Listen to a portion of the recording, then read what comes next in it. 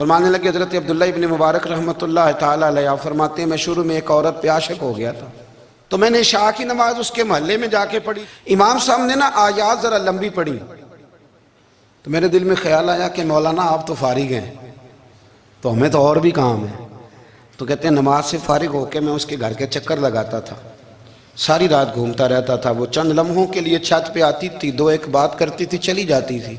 हद ये है कि मुझे कभी उस पर गुस्सा भी नहीं आया और उसका इंतज़ार करके कभी मैं थका भी। हज़रत अब्दुल्ला इब्न मुबारक फरमाते हैं एक रात में गया, इसी तरह मैंने नमाज पढ़ी, फिर मैं उसके घर गया। मैं सारी रात, सर्दियों की ठंडी रात, 11-12 घंटे उसके घर का तवाफ करता रहा, माज़अल्लाह चक्कर लगाता रहा। आधी रात को सहरी के वक्त वो छत पे आई 1 मिनट के लिए और कहने लगी घर में मेहमान बहुत ज़्यादा हैं, आज बात नहीं हो सकेगी।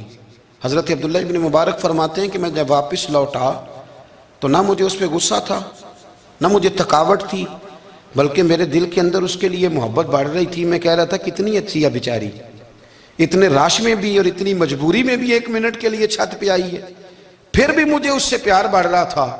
कहते हैं जब मैं थोड़ा आगे बढ़ा तो फजर की अजान हो रही थी, यकदम मेरे अंदर से आवाज़ उठी।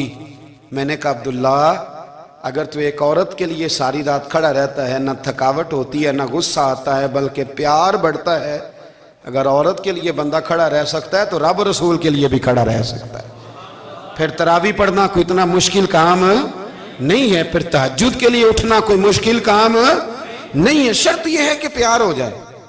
एक औरत के लिए अगर ये सारा कुछ हो सकता है तो अल्लाह रसूल के लिए भी हो सकते हैं। फरमाते मैंने तौबा कर ली और फिर मेरा हाल ये है कि वो तौबा की और फिर 60 साल गुजर गए, सारी रात मुसल्ले पे खड़ा रहता हूँ, मुझे कभी थकावट नहीं हुई, फिर कभी थकावट नहीं हुई। तो दाता साहब कहते हैं पहले इल्म सीख, फिर उसके बाद अल्लाह रसूल से प्यार कर और प्यार वाली नमाज पढ़, मुशक्कत वाली ना पढ़, यानी बोझ वाली ना पढ़ के अब मेरी जान छूट जाए तो मैं भाग के जाऊं, तुम इधर बैठो तो मैं दौड़ के नमाज पढ़ के आया, ये वाली नमाज ना पढ़।